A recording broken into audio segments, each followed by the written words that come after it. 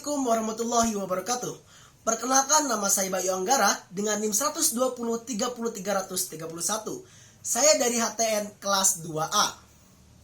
Bapak dosen pengampu mata kuliah ilmu negara yang terhormat Profesor Dr. Izam Fautanu MAG dan Lutfi Fahlur Rizal SSY MH, serta rekan-rekan dan angkatan yang saya cintai. Dengan mengucap Bismillahirrahmanirrahim, izinkan saya untuk memaparkan sub-sub materi pada hari ini. Saya mulai dengan submateri pertemuan ke-9 yang menjelaskan asal mula dan lenyapnya negara bagian 2. Bapak dosen dan kawan-kawan sekalian, asal mula negara dibagi oleh beberapa masa, yaitu masa teori kekuatan, masa positivisme, teori modern, dan juga abad pertengahan. Pada masa teori kekuatan, beberapa pemikirnya seperti Oppenheimer yang berpendapat bahwa negara adalah alat golongan kuat untuk mentertibkan masyarakat. Pemikir kedua yaitu berasal dari Otto von Guericke atau mazhab von Signy yang berpandangan bahwa asal mula negara adalah karena adanya hukum organik. Pemikir ketiga yaitu dari Karl Marx, yang dimana ia berpendapat bahwa asal mula negara dipergunakan sebagai alat dari mereka yang kuat ekonominya atau kaum borjuis untuk menindas golongan-golongan yang lemah atau kaum proletar. Pemikir keempat yaitu Harold Zalesky, yang dalam bukunya The State in Theory and Practice, juga pengantar ilmu politik, dia berpendapat bahwa negara adalah suatu alat pemaksa untuk melaksanakan dan melangsungkan suatu jenis sistem produksi yang stabil dalam pelaksanaan menguntungkan golongan yang kuat, yaitu penguasa. Selanjutnya pada masa positivisme. Pada masa ini berpandangan bahwa asal mula negara hadir karena keterdesakan kelompok masyarakat yang membenturkan regulasi. Selanjutnya teori modern yang berpandangan bahwa negara ini merupakan organisasi kekuasaan yang memiliki kumpulan masyarakat sehingga membutuhkan pemimpin. Kebutuhan pemimpin inilah yang mengharuskan adanya wadah untuk membentuk komponen-komponen dalam melaksanakan kekuasaan tersebut. Terakhir yaitu pada abad pertengahan, yang dimana terbagi menjadi dua, yaitu pra-Renaissance dan pasca-Renaissance. Pada abad pertengahan ini, negara lahir karena terjadinya ketidakadilan dalam tatanan masyarakat kala itu. Selanjutnya, lenyapnya negara. Setidaknya, pada lenyapnya negara ada beberapa teori, diantaranya teori organis, yaitu negara dapat lenyap dapat hancur karena dua hal, yaitu perang dan juga bencana. Hal ini dikarenakan ketika negara tersebut sudah tidak mampu untuk menjalankan ragam fungsinya, seperti halnya perang, yang dimana ketika sebuah negara mengalami peperangan dan negara tersebut sudah tidak mampu untuk bertahan, maka jalan satu-satunya ialah menyerahkan negara tersebut ke negara penjajah. Selanjutnya adalah teori anarkis. Pada teori ini, negara dapat hancur karena dua, yaitu pemberontakan dan juga terorisme. Pemberontakan bisa terjadi pada ruang internal, sedangkan terorisme biasanya terjadi dalam luar atau eksternal. Yang selanjutnya adalah teori Marxisme. Teori Marxisme berpandangan bahwa lenyapnya negara dapat terjadi ketika pemberontakan kaum proletar dan terjadinya perang antar proletar dan juga kaum borjuis. Selanjutnya ialah teori mati tuanya negara. Hal ini terjadi ketika negara tersebut kehilangan unsur negaranya. Seperti contohnya pemisahan wilayah-wilayah.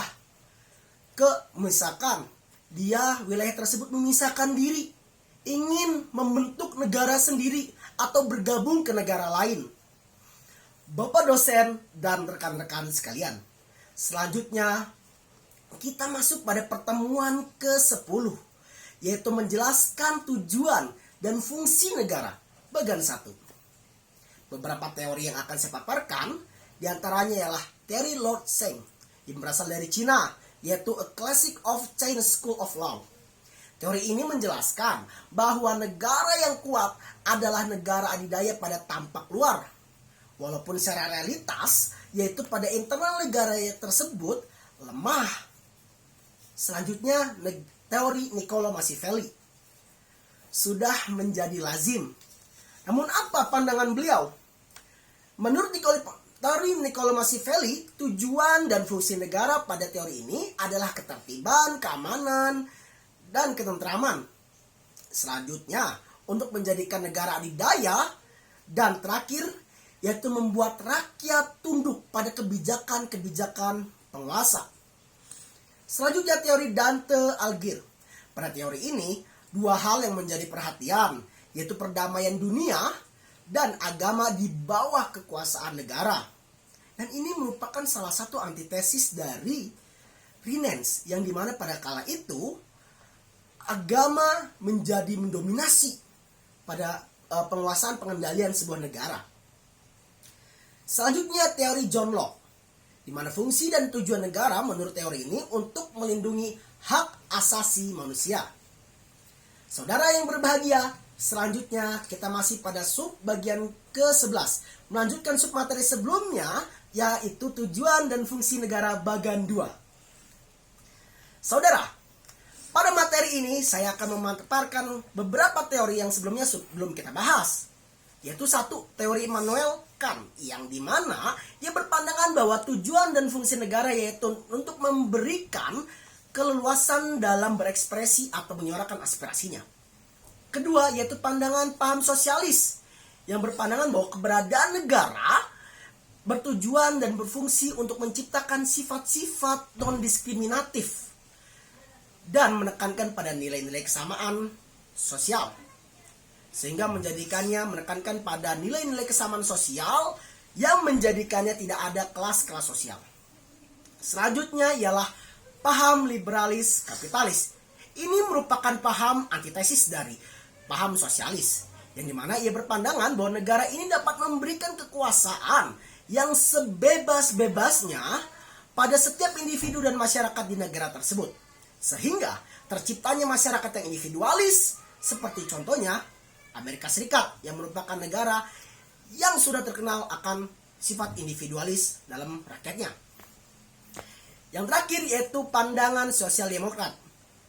Saudara, paham liberalis kapitalis pun tak luput dari antitesis, seperti pada pandangan ini yang merupakan antitesis dari liberalis kapitalis. Paham ini mengutarakan bahwa tujuan dan fungsi negara yaitu untuk memberikan jaminan kesejahteraan bagi rakyatnya. Dilanjutkan pada submateri yang ke-12, yaitu mengenai tipe dan bentuk susunan negara. Bapak dosen yang terhormat, serta rekan-rekan yang saya cintai, perbedaan antara tipe dan bentuk-bentuk pemerintahan, yaitu tipe merupakan suatu sistem kekuasaan suatu negara. Sedangkan bentuk ditekankan pada model atau bentuk dari negara tersebut. Baiklah, pada umumnya tipe pemerintahan suatu negara ada dua yang masing-masing memiliki karakteristik yang berbeda. Yaitu negara kesatuan memiliki karakter yang dimana satu, negara tersebut hanya memiliki satu konstitusi yang berlaku. Dua, pemerintahan berada di tingkat pusat yang bersifat sentralistik. Tiga, satu keluarga negaraan. 4. Satuan pemerintahan lokal yang merupakan subdivisi pemerintah pusat yang merupakan wilayah yang diberikan otonomi, namun tetap mengacu pada pemerintahan pusat. 5. Dominasi pada pemerintahan pusat sangat kuat. Selanjutnya, pada negara serikat memiliki karakteristik, yaitu satu, wilayahnya negara terbagi atas negara-negara bagian. 2. Memiliki kedaulatan ganda. 3. Hubungan antara pemerintahan federal dengan pemerintahan daerah yang bersifat kooperatif. Baiklah, selanjutkan pada submateri pada pertemuan ke-13, yaitu bentuk dan sistem pemerintahan. Bentuk pemerintahan terbagi menjadi beberapa jenis, yaitu autokrasi, oligarki, monarki, dan juga republik. Apa sih autokrasi, oligarki, monarki, dan republik? Autokrasi singkatnya merupakan bentuk pemerintahan yang didominasi oleh satu orang. Oligarki merupakan penguasa suatu pemerintah dipegang oleh sekelompok orang saja. Monarki merupakan bentuk pemerintahan yang dikuasai oleh satu orang. Berbeda halnya dengan autokrasi.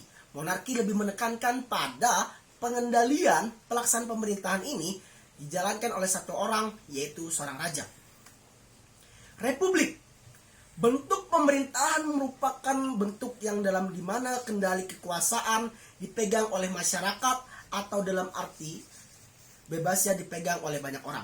Selanjutnya menurut Aristoteles, setidaknya ada 3 yang akan terjadi ketika pemerintahan tersebut mengalami kemerosotan. Seperti 1, monarki menjadi despoti atau tirani. Aristokrasi akan menjadi oligarki atau plutokrasi. Dan politik kota akan menjadi demokrasi. Bapak dosen serta kawan-kawan sekalian, selanjutnya mengenai sistem pemerintahan. Sistem pemerintahan menurut Profesor Mahfud MD adalah sistem hubungan dan tata kerja antar lembaga-lembaga negara. Pada sistem pemerintahan dibagi menjadi 2, yaitu presidensial, yang merupakan contohnya adalah negara tercinta ini, yaitu Indonesia. Pada sistem ini, kepala negara sekaligus menjadi kepala pemerintahan. Kemudian pemerintah tidak bertanggung jawab pada parlemen. Parlemen dan pemerintah adalah sejajar. Menteri-menteri diangkat dan bertanggung jawab kepada presiden. Dan terakhir, eksekutif dan legislatif sama-sama kuat. Selanjutnya ialah parlemen. Parlementer contohnya ialah Amerika Serikat. Yaitu memiliki karakteristik contohnya yaitu 1, kepala negara tidak berkedudukan sebagai kepala pemerintahan.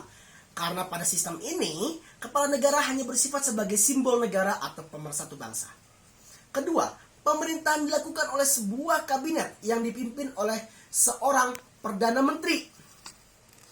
3, kabinet bertanggung jawab pada parlemen dan dapat dijatuhkan oleh parlemen melalui mosi tidak percaya.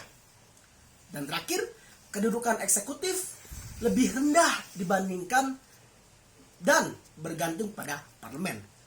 Selanjutnya pada pertemuan ke-14, ini dengan submateri mengenal negara autokrasi dan demokrasi modern sebagai berikut. Autokrasi dan demokrasi. Apa itu autokrasi? Apa itu demokrasi? Autokrasi berasal dari bahasa Yunani kuno, yang dimana autos yang berarti sendiri dan kratos merupakan kekuasaan. Maka autokrasi adalah kekuasaan yang dipegang oleh sendiri. Selanjutnya ialah demokrasi. Demokrasi ini bertolak belakang dengan autokrasi, yang dimana yang demokrasi yaitu kekuasaan dipegang oleh masyarakat atau rakyat. Karena pada demokrasi lebih menekankan pada kedaulatan rakyat, maka kepentingan publik yang menjadi faktor utama. Dewasa ini, demokrasi dan autokrasi mengalami perkembangan zaman yang kemudian nanti akan disebut sebagai demokrasi modern dan autokrasi modern. Beberapa indikator dari demokrasi modern dan autokrasi modern, yaitu autokrasi modern. Contohnya seperti fasisme Italia, nazisme Jerman, komunisme Uni Soviet. Beberapa cirinya yaitu 1, sistemnya yaitu 1 partai atau partai tunggal. 2, menghimpun kekuasaan sebesar-besarnya. 3, organisme yang dianggap sebagai suatu kesatuan yang mempunyai dasar-dasar hidup serta kehidupan mempunyai kepentingan sendiri serta kepentingan sendiri atau pribadi. 4, eksekutif lebih dominan atau penguasa lebih mendominasi kekuasaan. Dan kelima, penentuan wakil rakyat masih didominasi oleh penguasa. Selanjutnya demokrasi modern, yaitu contohnya Indonesia.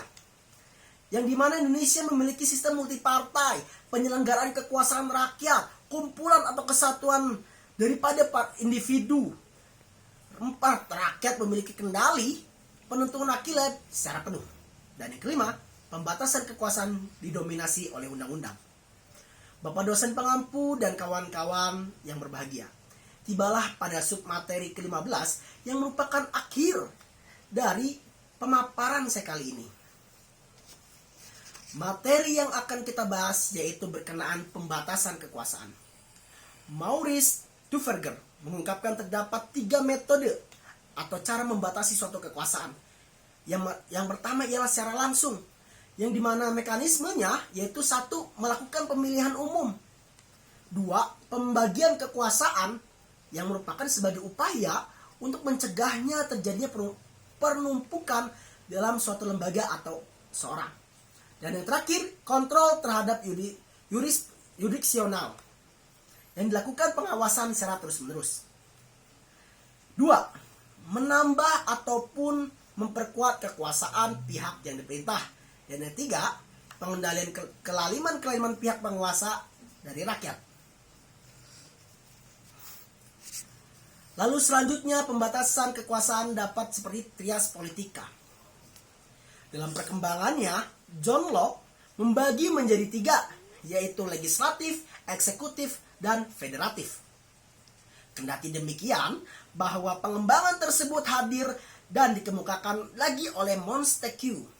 Ia pernah berpendapat bahwa pembatasan kekuasaan dapat seperti 1. Legislatif, 2. Eksekutif, dan 3. Yudikatif. Ini termaktub dalam bukunya The Spirit of Law. Secara keberbakuannya, 3 lembaga ini memiliki keciri khusus. 1. Legislatif, yaitu lembaga pembuat undang-undang seperti yang diberikan kewenangan oleh DPR. 2. Eksekutif, yaitu lembaga pelaksana undang-undang yang berisikan presiden dan satuan pemerintahan lainnya. Dan yang 3 adalah yudikatif, yaitu lembaga yang diberikan kekuasaan untuk mengadili atas pelanggaran undang-undang. Kendati demikian, yang berwenang akan hal ini yaitu kehakiman. Contohnya ialah MA dan MK atau Mahkamah Agung dan Mahkamah Konstitusi. Dengan berakhirnya pemaparan pertemuan ke-15, maka berakhir pula lah video pemaparan dibuat sebagai pemenuhan tugas UAS yang diberikan oleh dosen pengampu mata kuliah ilmu negara. Sekian dan terima kasih. Saya Bayu Anggara dengan NIM 120-30-331. Mohon maaf atas segala kehilafan. Wassalamualaikum warahmatullahi wabarakatuh.